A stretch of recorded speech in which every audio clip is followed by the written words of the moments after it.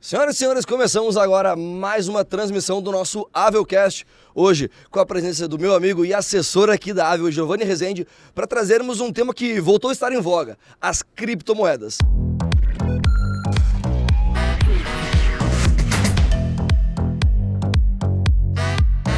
Giovanni, primeiramente, um prazer enorme te receber aqui. Vamos abordar com mais ênfase esse assunto. Eu começo te perguntando, porque, afinal de contas, a gente fala desde o investidor mais leigo, iniciante, até o investidor mais avançado, com um pouco mais de experiência. Vamos trazer a pergunta básica. O que hoje é uma criptomoeda e como a gente pode utilizar isso a nosso favor? Obrigado, Casa, obrigado pelo convite. Estamos aí para tirar algumas dúvidas também e explicar um pouquinho melhor das criptomoedas. Boa. Então vamos começando falando de quem criou a criptomoeda, né? O Satoshi Nakamoto, que é uma entidade, né? A gente realmente não sabe quem ele é.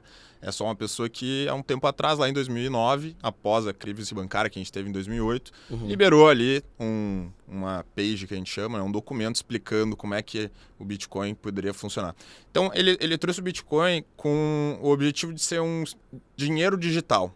Certo. Tá? O objetivo dele é que as pessoas pudessem enviar dinheiro de uma pessoa para outra, por isso o peer-to-peer, que é como é chamado o sistema, sem que tenha um intermediário, né? Sem que você precise passar por um banco, por exemplo. Transacionar recurso, basicamente, sem passar por uma instituição financeira. Exatamente, transacionar recurso sem passar por uma instituição financeira. E esse mercado, né, existe desde 2009, como eu comentei, e desde lá até que nunca houve uma fraude, nunca houve um momento em que o sistema, né, do Bitcoin tenha parado. Eu acho que é legal trazer esse ponto, porque hoje a gente vê tantos cases de fraude e muitos investidores muitas vezes nos trazem, criptomoedas é arriscado, não é? Esse dado é super importante a gente trazer para quem nos assiste, para quem nos ouve, né? Eu acho que toda novidade no mercado, né, as criptomoedas elas foram utilizadas também por pessoas, né, com má índole, né, vamos dizer assim, para trazer muitos golpes, né? Então as pessoas associavam muito o Bitcoin, as criptomoedas, como pirâmides financeiras ou algo do tipo, né? Mas é importante a gente esclarecer que ele é outra forma de investimento, assim como também existem fraudes no próprio mercado tradicional que a gente já está tão acostumado de ver por aí, né? Sim, perfeito. E hoje, explicado esse conceito inicial, existem alguns termos específicos desse mercado e que eu acho que é interessante quando a gente traz aí à tona o racional, a gente também explicar esses termos. A gente escuta muito falar sobre blockchain. Afinal de contas, existe a criptomoeda com essa ideia disruptiva de ser uma moeda nova, de ser um novo meio de transacionar recurso, mas o que hoje, dentro do universo das criptomoedas, é o blockchain? Perfeito. As criptomoedas, então, são as moedas propriamente ditas, né? E as moedas, elas são registradas dentro da blockchain. A blockchain a gente pode traduzir, literalmente, como cadeia de blocos, né? Então, a blockchain é como se fosse um livro-razão online. Então, vamos dizer, eu faço uma transferência, né, para o Casagrande e isso tem que estar registrado. Eu que te enviei tenho que registrar essa transação, e você que recebeu tem que registrar. Eu realmente recebi, né, esse valor do Giovanni. É um recibo, uma espécie de recibo. Exatamente. Hoje a gente tem através do banco, a gente tem a confiança no banco de que isso está registrado, né? E dentro do mundo das criptomoedas a gente tem a blockchain. Então, imagina um cofre de um banco, tá? Onde você tem uma chave de acesso, né? E dentro dessa chave você vai lá e abre um cofrezinho, onde você, abrindo esse cofre, você tem acesso a bilhões de endereços exclusivos. Endereços esses onde você pode enviar, mas apenas as pessoas que têm a chave de acesso daquele endereço podem abrir as suas próprias carteiras, né? Então, blockchain é por quê, né? Porque hoje a gente tem, para a pessoa adquirir o Bitcoin sem ser comprando, a gente tem os mineradores que utilizam uma força computacional para minerar esses Bitcoins, e cada um bloco de Bitcoin é minerado a cada 10 minutos. A cada vez que esse bloco é minerado, a gente tem uma atualização, né, dentro de todas as transações. Então, um bloco é minerado e isso atualiza, né, todas as transações que foram feitas naquele prazo ali de 10 minutos. Tá? Cada vez que esse bloco é minerado, ocorre essa atualização, e com essa atualização a gente acaba registrando, tudo que foi feito, né? E para que alguém quisesse, por exemplo, fraudar, né? Não, eu quero entrar lá dentro de uma transação e mudar essa transação, ela teria não só que alterar a anterior, mas todas as que vieram antes dela. Entendi. Né? Basicamente, a cada 10 minutos existe um ajuste das transações feitas. Quem comprou, quem vendeu, Perfeito, etc. exatamente. E aí, com essa mineração, a cada 10 minutos esse bloco é gerado e os mineradores recebem, então, uma participação por isso, que certo. é a própria criptomoeda do Bitcoin. Perfeito. E dentro desse universo, existe mais de um blockchain ou é um único para todo o universo das criptos? Excelente pergunta, tá, Casa? Existem, né? A Ethereum, que a gente vai comentar posteriormente, ela tem o seu próprio blockchain também, né? Onde milhões de outras criptomoedas, milhões não, né? Foi um exagero, mas algumas outras criptomoedas utilizam a blockchain do Ethereum também para criar os seus objetivos, né, das criptomoedas. Então existe a do Bitcoin, que foi a primeira criada, né, depois foram criadas outras blockchains, assim como a gente teve, a gente tem a internet, que depois foi, né, derivando de outros produtos baseados na internet e tudo mais. Então essas blockchains, elas são plataformas, vamos dizer assim, onde você consegue trazer novas funcionalidades. Legal, legal. É bacana estar entendendo um pouco desse sistema e os detalhes também para que exista mais clareza, né? Bom, afinal de contas, eu sei que existe, mas é muito distante. É algo que eu não tenho familiaridade. E até trazendo essa familiaridade, hoje qual o tamanho desse mercado, Giovanni, para trazer também essa informação para o investidor? Pô, eu estou com um recurso, eu queria conhecer um pouco mais. A gente fala muito aqui nas nossas transmissões sobre a pele em risco, né? Skin in the game, que é um termo, já um jargão do mercado. Bom, eu quero conhecer criptomoeda, então eu quero alocar um pedaço do meu capital, do meu recurso, para entender na prática como isso funciona. Mas antes disso, eu quero entender a dinâmica e o tamanho desse mercado. Hoje, né, de 2009 para cá, como tu comentou, qual o tamanho, a proporção e a dinâmica desse mercado? O tamanho do mercado hoje, ele já passa de 6 trilhões. Então, é algo que a gente tem que realmente prestar atenção. Não é um mercado que é uma brincadeira. Né? A gente tem diversos fundos de investimento grandes que investem em criptomoedas.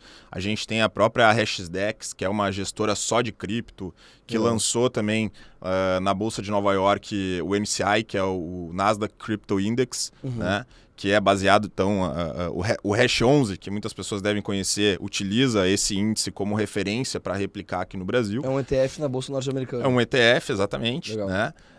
E ele é utilizado também como benchmark para outros investimentos baseados em cripto. Né?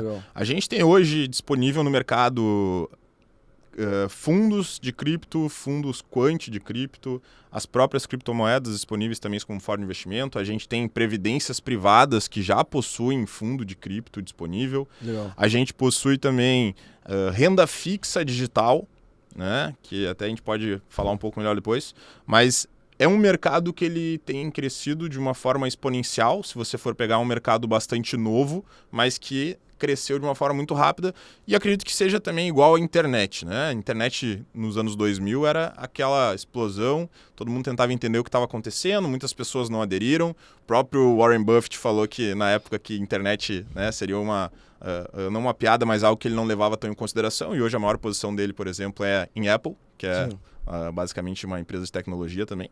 Legal.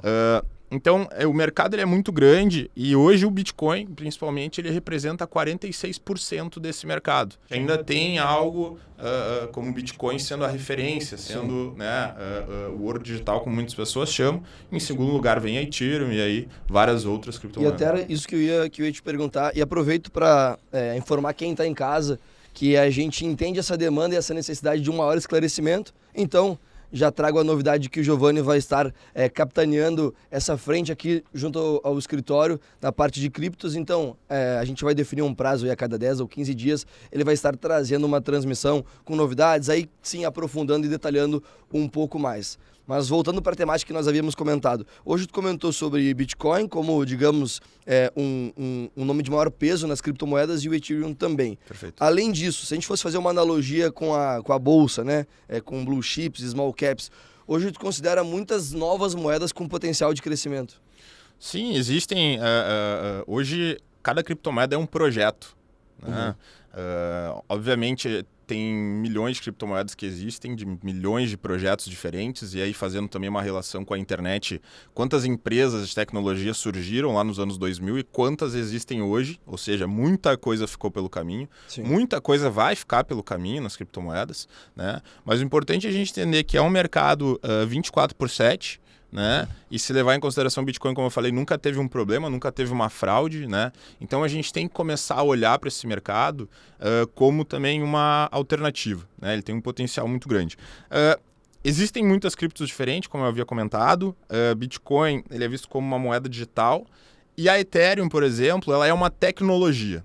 Ela tem a sua própria blockchain, né? Ela permite a criação de outras criptomoedas dentro dela. Então, dentro da Ethereum, por exemplo... É um ecossistema, basicamente. É um ecossistema, perfeito. Então, dentro da Ethereum, por exemplo, a gente consegue fazer contratos inteligentes. O que seriam esses contratos inteligentes?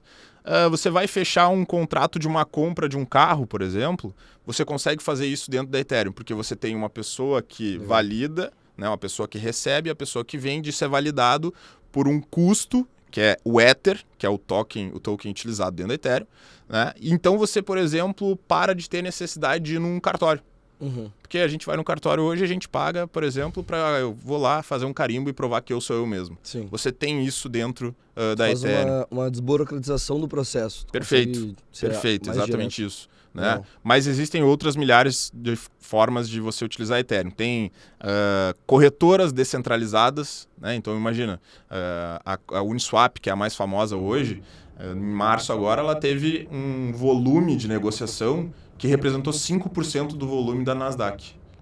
Imagina isso, né? A gente tem hoje mercado tradicional muito forte e agora a gente tem uma corretora descentralizada onde você consegue já movimentar 5% da Nasdaq. Imagina isso de uma forma exponencial nos próximos anos. Sim. Eu acho que tu tocou numa palavra que é interessante a gente trazer para quem nos escuta e também para quem nos assiste sobre descentralização, e eu falaria até uma outra palavra derivada dessa, descorrelação.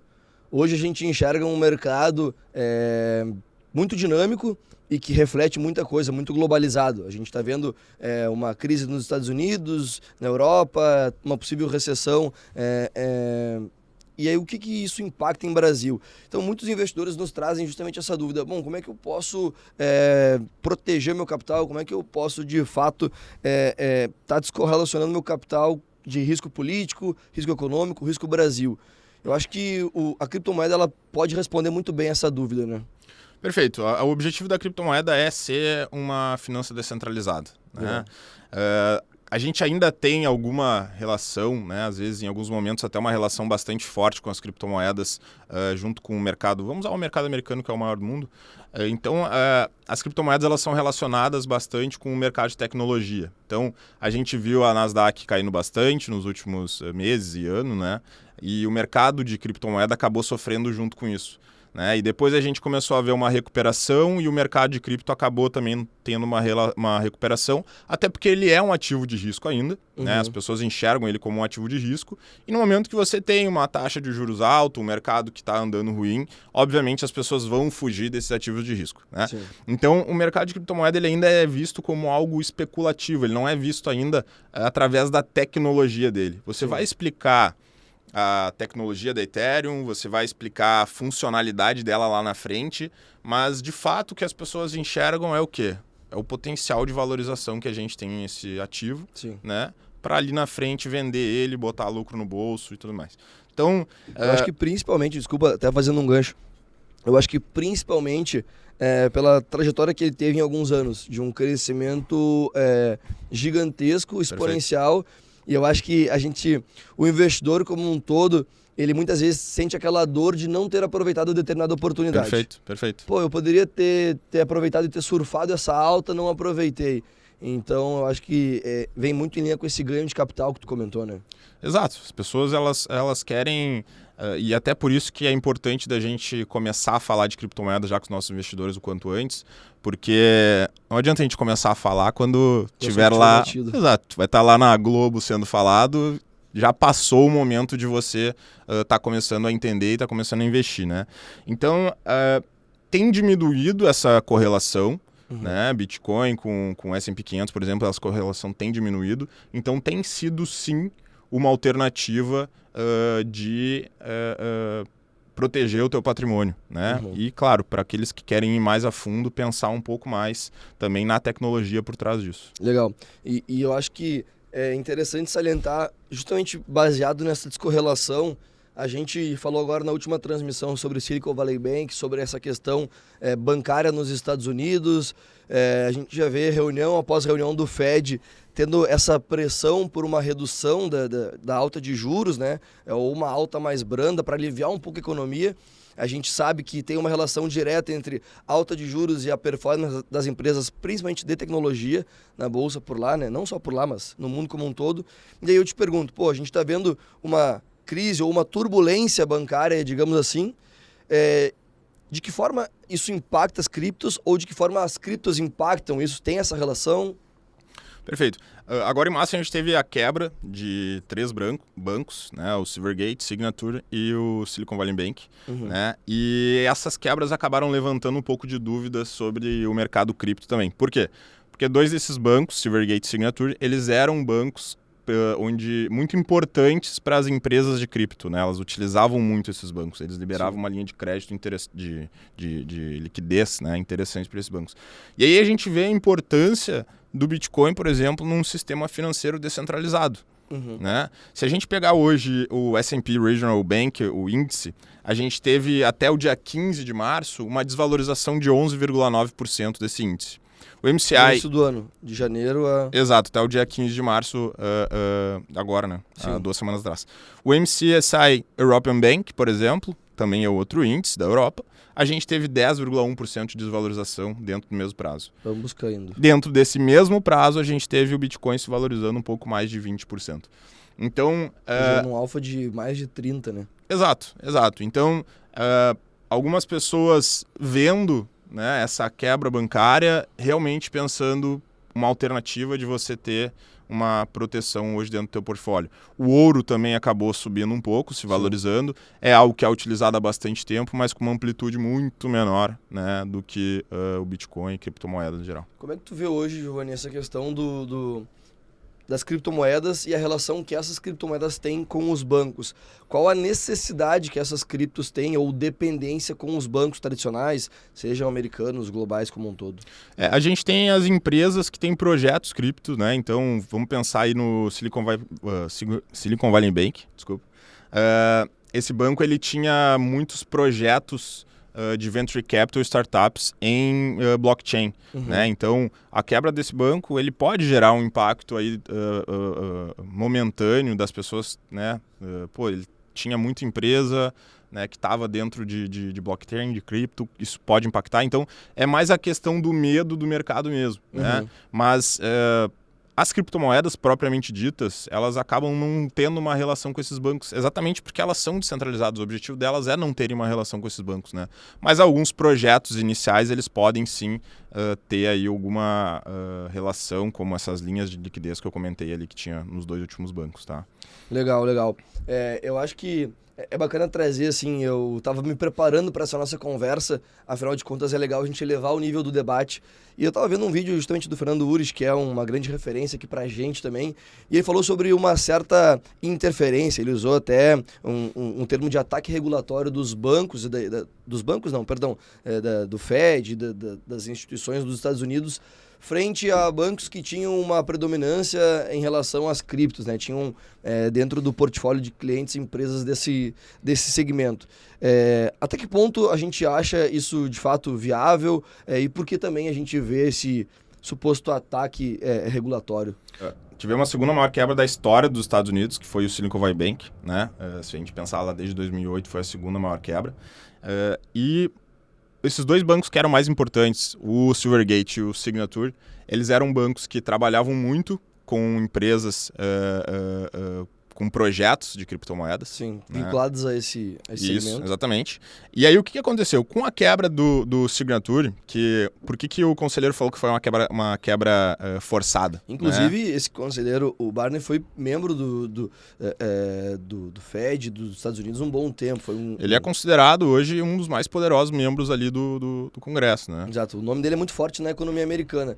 Dito isso, né, até levantado pelo próprio Fernando enfim, na transmissão que ele fez, é um nome de peso, não é simplesmente um falatório, não é simplesmente uma polêmica levantada. É algo embasado de quem conhece muito o mercado, né? Então, eu acho que vale a pena a gente trazer o nome do Barney e o que ele trouxe em relação a esse case para ligar um alerta. Pô, será que realmente está tendo uma interferência governamental e das entidades frente a isso, ou uma forma de barrar o crescimento ou a evolução desse mercado, né? Exato, e o que ele falou foi o seguinte, né? Tinha uma linha de liquidez que esse banco foi forçado a liquidar ela, a pagar ela no final de março. Uhum. Com essa notícia, eles divulgaram então que eles não iam conseguir manter o seu trabalho, né, funcionando com o pagamento dessa linha. Sim. Mas o que aconteceu? Na segunda-feira, pós esse anúncio... Isso foi no domingo, né? Isso foi no domingo. O Barney falou que o banco trabalharia de forma tranquila. Ele não estava com problemas igual o Silicon Valley Bank. Porque o SVB, ele tinha títulos muito longos, títulos esses que, quando teve o aumento de juros, eles se desvalorizaram muito. Sim. E com isso eles, então, começaram a ter esse problema. E o Signature não tinha esse problema, tá? E aí, o que o conselheiro falou quem comprar o banco, né, que inclusive já compraram... Vai comprar uma operação redonda. Vai comprar um excelente negócio. Sim. E o porquê que isso é um ataque às criptomoedas, né, uma regulamentação de criptomoedas? Porque a linha, os clientes de projetos de blockchain, eles não entraram dentro dessa compra. Então, quem comprou o banco todo redondinho, excluído essas empresas aí de projetos de criptomoedas. Então, fica evidente, né? Fica evidente, né? Inclusive, o Wall Street Journal depois concordou, né, que o Barney Frank falou uma coisa que é realmente verdade, foi um ataque direto às criptomoedas. Perfeito, perfeito. Eu quero trazer um tema que tu até comentou aqui nos bastidores sobre stablecoins. O que a gente traria para o nosso investidor que está nos ouvindo? Claro que a gente reforça que nosso papo de hoje é uma ideia inicial, é para a gente tentar trazer um pouco do conceito, um pouco das notícias e principalmente fazer uma conexão ao conceito das criptomoedas junto ao cenário, junto ao que está acontecendo atualmente no mundo. Mas, além das criptos, existem as stablecoins, né? O que tu poderia falar em relação a isso? Eu sei que depois tu vai aprofundar ali de forma quinzenal também. Perfeito. Stablecoins, o que é isso, né? É moeda estável. Né? Então, as stablecoins especificamente são tokens registrados dentro de uma blockchain, normalmente é dentro da blockchain do Ethereum. Né? E o que traz a confiança para essa stablecoin é que, para cada token gerado, né, distribuído pela empresa responsável, ela tem $1 dentro de um banco. Uhum. Né? Então, você tem uma paridade. A gente tem hoje, por exemplo, a USDC e a Tether, que são duas maiores aí, tokens atrelados ao dólar. Então você compra elas estão literalmente atrelados e pareados ao dólar. Tem um lastro de segurança. Exatamente, tem um lastro, né? Diferente do Bitcoin, onde o lastro dele, por exemplo, é a própria rede, a própria confiança de que a rede é descentralizada e independente, né? Outro token, por exemplo, como o Ether, o valor dele é atrelado ao potencial de crescimento da rede da Ethereum. Uhum. Né? É diferente. A Uniswap, que eu comentei antes, ela é dentro da rede da Ethereum, ela tem seu próprio token, né? Mas o potencial de crescimento dela está diretamente relacionado ao potencial de crescimento da rede da Ethereum. A gente tem stablecoin de ouro também, por exemplo, que tem aquela paridade. Né? Uhum. E um ponto que foi importante de trazer, com a quebra desses bancos, a USDC ela teve uma disparidade com o dólar. Então, a gente teve no final de semana essa stablecoin valendo menos que o dólar. O que não é para acontecer, obviamente, mas por que aconteceu? Sim, se é uma relação 1 para 1, é para eles andarem colados. Né? Exatamente, eles têm que andar colados. Mas o que aconteceu? O banco ele divulgou a quebra, a USDC, ela tinha, a Circle, que é o nome dela, ela tinha ali 3,3 bi do dólar dela dentro desse banco, né, de 40 bi que ela tinha no total. Isso trouxe ali um pouco de receio para o mercado e eles, dentro desse prazo ali do final de semana, eles não tinham como trazer dinheiro, por exemplo, ou retirar o dinheiro daquele banco e por isso houve essa disparidade que na segunda-feira ela logo se ajustou. Então também a gente teve, para quem acompanha muito cripto, a gente teve ali um momento de uma oportunidade, né? Onde você teve a stablecoin valendo, por exemplo, 80 centavos de dólar e o dólar valendo 1, obviamente. Então você poderia comprar ali que você teria esse reajuste, né? Claro, é para quem conhece muito mais a fundo para entender que aquilo ali foi algo momentâneo, né? Mas existe essa paridade, você não precisa comprar dólar diretamente, você pode ter o token que replica aí o valor do dólar. Isso é legal trazer porque o banco no final de semana não funcionou, mas o mercado continuou funcionando. O mercado 24 por 7, funcionando desde 2009. Não, Bitcoin provavelmente dito, né? E eu acho que isso é legal porque mostra justamente essas oportunidades, essa janela, como o Giovanni muito bem trouxe, de um momento aí que estava havendo uma disparidade, não estava regulado, e logo na segunda-feira, com o funcionamento normal do banco, voltou. Então aí o investidor que conseguiu aproveitar essa janela já teve um spread, já teve um ganho de capital aí. Perfeito. Só com um ajuste. Bom, para a gente fechar aqui a nossa primeira conversa em relação ao tema, a gente falou bastante sobre Ethereum. Eu queria que tu aprofundasse um pouco, porque a gente conversou aqui nos bastidores e a gente sabe que vai ter uma atualização aí no próximo dia 12. Que tu pudesse trazer um pouco para a gente do que se trata, o que vai mudar, se de fato é importante para o investidor estar sabendo. Perfeito. De uma forma bem resumida, né? A gente tem o mercado tradicional também sendo atualizado com algumas novidades, né? E o mercado de criptomoeda, ele também é sempre atualizado, né? Então, o Bitcoin que a gente tem hoje, por exemplo, a transferência dele hoje ela acaba sendo mais rápida do que tinha anteriormente, né? Ele é um código aberto, onde tem uma comunidade atrás desse código. Então, eles podem ser atualizados, eles podem ser melhorados. O que aconteceu em 2020? A gente teve a atualização da rede da Ethereum, foi a atualização chamada The Merge, né? Nessa atualização, ela alterava a forma de você conseguir minerar o Ethereum. Então, você minerava ele através da força computacional, que eles chamam de Proof of Work, né? E a partir do The Merge, em 2020, as pessoas iam começar a ter essa mineração, começar a ser recompensado através do Proof of Stake, né? E aí, entrando muito rápido, o stake é o quê? É você deixar essa sua criptomoeda dentro da rede para trazer segurança para a rede e tudo mais. E em recompensa disso você recebia Ethereum, recebia o Ether, aliás, né? O token do Ethereum. Então, de uma forma bem grotesca, né? Pensa que você fez um investimento, né? Bem grotesco mesmo, falando de renda fixa, né?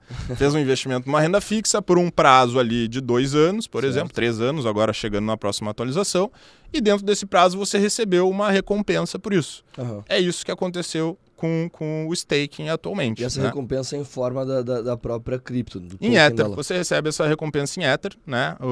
Esse valor ele varia, né? Ele é uma porcentagem anual que ele vai variando conforme vai tendo o uso da rede também. Legal. Então, nessa atualização que a gente vai ter agora, dia 12 de abril, ela está marcada, é a atualização Xangai, que é o nome, né? E com essa atualização, basicamente, eles vão liberar o acesso a essas criptomoedas que hoje estão ali em stake.